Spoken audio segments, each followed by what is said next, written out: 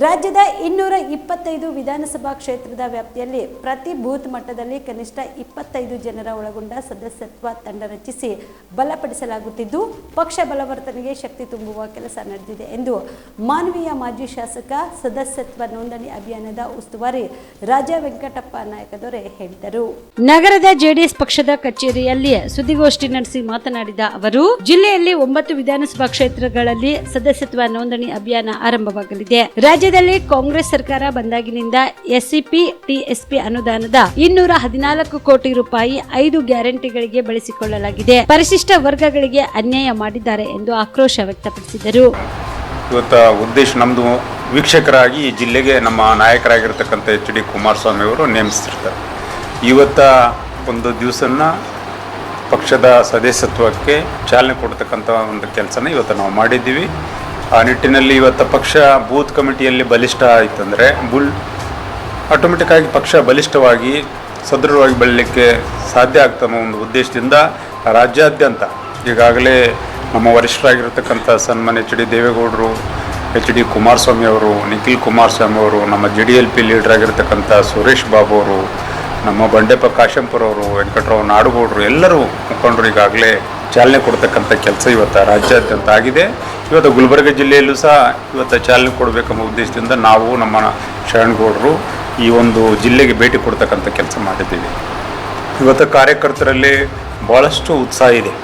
ಇವತ್ತು ಪಕ್ಷದ ಆದೇಶದಂತೆ, ನಮ್ಮ ನಾಯಕರ ಆದೇಶದಂತೆ ಇವತ್ತು ಸದಸ್ಯತ್ವಕ್ಕೆ ನೋಂದಣಿ ಮಾಡಲಿಕ್ಕೆ ಇವತ್ತು ಚಾಲನೆಯನ್ನು ಕೊಟ್ಟಿದ್ದೀವಿ. ಜಿಲ್ಲೆಯಲ್ಲಿ ಪ್ರಾರಂಭ ಮಾಡಿದ್ದೀವಿ. ನಂತರ ಇದು ಹಂತ ಹಂತವಾಗಿ ವಿಧಾನಸಭಾ ಕ್ಷೇತ್ರ ವೈಸು, ತಾಲೂಕು ವೈಸು ಈ ಸದಸ್ಯತ್ವ ಕೆಲಸನ ಪ್ರಾರಂಭಿಸ್ತಕ್ಕಂಥ ಕೆಲಸ ಆಗ್ತದೆ.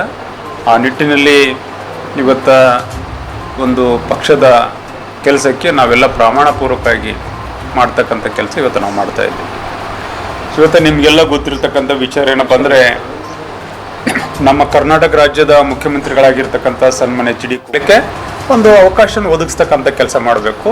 ಇವತ್ತು ತನಿಖೆ ಆದ ನಂತರ ಮತ್ತೆ ಅವರು ನಿರಪರಾಧಿ ಆದರೆ ಮತ್ತೆ ಮುಖ್ಯಮಂತ್ರಿ ಆಗಲಿ, ನಮ್ಮದೇನು ಅಭ್ಯಂತರ ಇಲ್ಲ. ಆ ನಿಟ್ಟಿನಲ್ಲಿ ಇವತ್ತು ಮಾನ್ಯ ಮುಖ್ಯಮಂತ್ರಿಗಳು ಸಿದ್ದರಾಮಯ್ಯನವರು ರಾಜೀನಾಮೆ ಕೊಡಬೇಕಂತೇಳಿ ಈ ಸಂದರ್ಭದಲ್ಲಿ ನಾವು ಒತ್ತಾಯ ಮಾಡ್ತೀವಿ.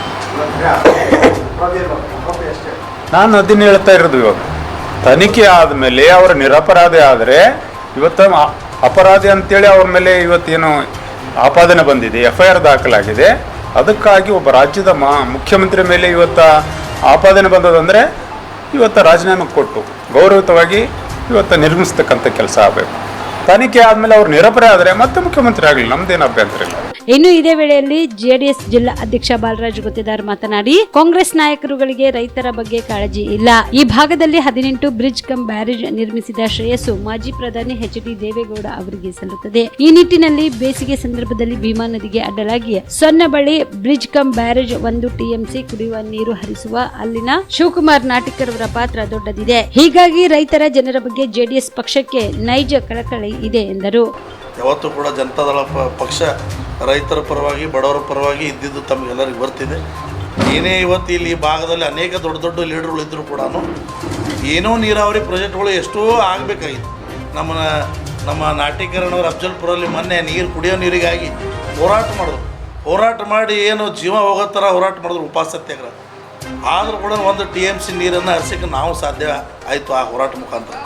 ಆದರೆ ಇಲ್ಲಿ ಎಷ್ಟೋ ಡ್ಯಾಮ್ಗಳಿವೆ ಪ್ರತಿಯೊಂದು ತಾಲೂಕುಗಳಲ್ಲಿ. ಇವತ್ತು ತಾವು ನೋಡ್ತಾ ಇದ್ದೀರಿ, ಬೆಣ್ಣೆತ್ತೂರು ಡ್ಯಾಮ್ ಆಗಿರ್ಬೋದು, ಇವತ್ತು ಚಿಂಚೋಳಿ ಹತ್ತಿಯಲ್ಲಿ ಹಲವಾರು ಡ್ಯಾಮ್ಗಳಿದ್ದರೂ ಕೂಡ ನಮಗೆ ಕಾವಲಿ ಮುಖಾಂತರ ರೈತರಿಗೆ ನೀರು ಸಿಗ್ತಾಯಿಲ್ಲ. ಕುಡಿಯೋ ನೀರಿನ ಒಂದು ಪರಿಸ್ಥಿತಿ ಯಾವ ಥರ ಇತ್ತು ಅಂಬತ್ತು ತಾವು ನೋಡಿದ್ರಿ. ಈಗೇನೋ ಮಳೆರಾಯ ಕೃಪಾ ತೋರಿಸಿದ್ರೆ ಮಳೆ ಬಂದಿದೆ, ಮಹಾರಾಷ್ಟ್ರದಿಂದ ನೀರು ಬಿಟ್ಟಿದ್ದಾರೆ. ಮಹಾರಾಷ್ಟ್ರದಲ್ಲಿ ನೀರು ಇರದ ಕಾರಣಕ್ಕೆ ಏನಾದರೂ ಅಲ್ಲಿ ಮಳೆ ಆಗಿಲ್ಲ ಅಂದರೆ ಇಲ್ಲಿ ಕುಡಿಯೋಕ್ಕೂ ನೀರಿನ ಸಮಸ್ಯೆ ಆಗುತ್ತೆ. ಕಲಬುರಗಿ ಇವತ್ತು ನೀರು ಕುಡಿತಾ ಇದೆ ಅಂದರೂ ಕೂಡ ಭೀಮಾ ಡ್ಯಾಮಿನ ಏನು ನೀರು ಮುಖಾಂತರ ಕುಡಿದ ಆ ಡ್ಯಾಮ್ನು ಕೂಡ ಕಟ್ಟಿದ್ಯಾರು ಸನ್ಮಾನ್ಯ ದೇವೇಗೌಡರು ಪ್ರಧಾನಮಂತ್ರಿ ಇದ್ದಾಗ ಅಫ್ಜಲ್ಪುರ್ಗೆ ಬಂದು ಹಣ ಬಿಡುಗಡೆ ಮಾಡಿದಾಗ ಆ ಡ್ಯಾಮ್ ಉದ್ಭವವಾಗಿದೆ. 18 ಬ್ರಿಡ್ಜ್ ಕಮ್ ಬ್ಯಾರೇಜ್ಗಳು ಇಂಥವೆಲ್ಲ ನಮ್ಮ ಪಕ್ಷ ಮಾಡಿದ್ದು ರೈತರಿಗಾಗಿ. ಹಲವಾರು ನೀರಾವರಿ ಯೋಜನೆಗಳನ್ನು ಕೊಟ್ಟಿದ್ದು ಕೊಡುಗೆ ಯಾವುದಾದ್ರೂ ಪಕ್ಷಕ್ಕೆ ಸಲ್ಲುತ್ತೆ ಅಂದರೆ ಅದು ಜನತಾದಳ ಪಕ್ಷಕ್ಕೆ ಮಾತ್ರ. ಇಲ್ಲಿದ್ದಂಥ ಕಾಂಗ್ರೆಸ್ ನಾಯಕರಾಗಿರ್ಬೋದು, ಇನ್ನು ಬೇರೆ ಪಕ್ಷದ ನಾಯಕರಾಗಿರ್ಬೋದು, ಯಾರೂ ರೈತರ ಬಗ್ಗೆ ಕಾಳಜಿ ವಹಿಸಿಲ್ಲ. ಇವತ್ತು ಏನೋ ಶಾಸಕರಾಗಿ ಮುಂದುವರೆದಿದ್ದಾರೆ ವಿನಃ ಯಾವುದೇ ಒಂದು ಬ್ರಿಡ್ಜ್ ಕಮ್ ಬ್ಯಾರೇಜ್ಗಳಾಗಿರ್ಬೋದು, ಡ್ಯಾಮ್ಗಳಾಗಿರ್ಬೋದು, ಅದ್ರ ಮುಖಾಂತರ ಕಾವಲೆ ರೈಟ್ ಬ್ಯಾಂಕ್ ಕೆನಲು, LBC ಕೆನಲು ಸುಮ್ಮನೆ ಕಾಟಾಚಾರಕ್ಕಾಗಿ ದುಡ್ಡೆತ್ತಿದ್ದಾರೆ ವಿನ ಯಾವೊಬ್ಬ ರೈತರು ಕೂಡ ಇವತ್ತು ನೀರಾವರಿ ಮಾಡೋದು. ಈ ಸಂದರ್ಭದಲ್ಲಿ ಮಾಜಿ ಶಾಸಕರಾದ ದೊಡ್ಡಪ್ಪಗೌಡ ಪಾಟೀಲ್ ನರಿಬೋಳ್, ಶಿವಕುಮಾರ್ ನಾಟಿಕರ್, ಸಂಜೀವನ್ ಯಾಕಪುರ್, ಮಹೇಶ್ವರಿ ವಾಲಿ, ಸಿದ್ದಣ್ಣ ಪಾಟೀಲ್, SS ಸಲ್ಗರ್, ಶರಣು ಹೊಸ್ಮನಿ ಸೇರಿದಂತೆ ಅನೇಕರು ಭಾಗಿಯಾಗಿದ್ದರು. ನೀವು ರಾತ್ರಿ ಹೊತ್ತು ಕುಟುಂಬದ ಸದಸ್ಯರ ಜೊತೆ ಅಥವಾ ಸ್ನೇಹಿತರ ಜೊತೆ ಎಲ್ಲಾದ್ರೂ ಊಟಕ್ಕೆ ಹೋಗ್ಬೇಕು ಅಂತ ಪ್ಲಾನ್ ಮಾಡ್ತಾ ಇದ್ದೀರಾ? ಹಾಗಾದ್ರೆ ಕಲಬುರಗಿಯಲ್ಲಿ ಹೊಸದಾಗಿ ಪ್ರಾರಂಭವಾಗಿರುವ ಫೋರ್ಟ್ ವ್ಯೂ ಹೋಟೆಲ್ಗೆ ಒಮ್ಮೆ ಭೇಟಿ ನೀಡಿ. ಹೆರಿಟೇಜ್ ಇನ್ ಹೋಟೆಲ್ನ ಓಪನ್ ಟೆರೆಸ್ ಮೇಲೆ ಬೆಂಗಳೂರು ದೆಹಲಿ ಮಾದರಿಯಲ್ಲಿನ ಸುಂದರ ಆಕರ್ಷಣೆ ಇಲ್ಲಿ ಕಾಣಬಹುದು. ನುರಿತ ಕುಕ್ಗಳಿಂದ ರುಚಿಕರವಾದ ಸ್ವಾದಿಷ್ಟ ಆಹಾರ ಇಲ್ಲಿ ಲಭ್ಯ.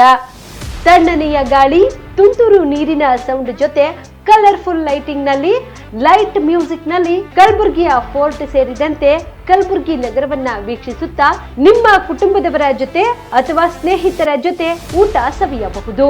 ಜೊತೆಗೆ ಇಲ್ಲಿ ಬರ್ತ್ಡೇ ಪಾರ್ಟಿ ಸೇರಿದಂತೆ ಸಣ್ಣ ಪುಟ್ಟ ಪಾರ್ಟಿ ಮಾಡಲು ಎಲ್ಲಾ ರೀತಿಯ ಸೌಲಭ್ಯಗಳು ಉಂಟು. ಹೋಟೆಲ್ನ ಸಮಯ ಮಧ್ಯಾಹ್ನ 3 ಗಂಟೆಯಿಂದ ರಾತ್ರಿ 11 ಗಂಟೆವರೆಗೆ. ಹೆಚ್ಚಿನ ಮಾಹಿತಿಗಾಗಿ ಸಂಪರ್ಕಿಸಿ ಫೋರ್ಟ್ ವ್ಯೂ ಹೋಟೆಲ್, ಹೆರಿಟೇಜ್ ಇನ್ ಮೇಲುಗಡೆ, city bus stand, super market, Kalaburagi. Phone number 9036235555.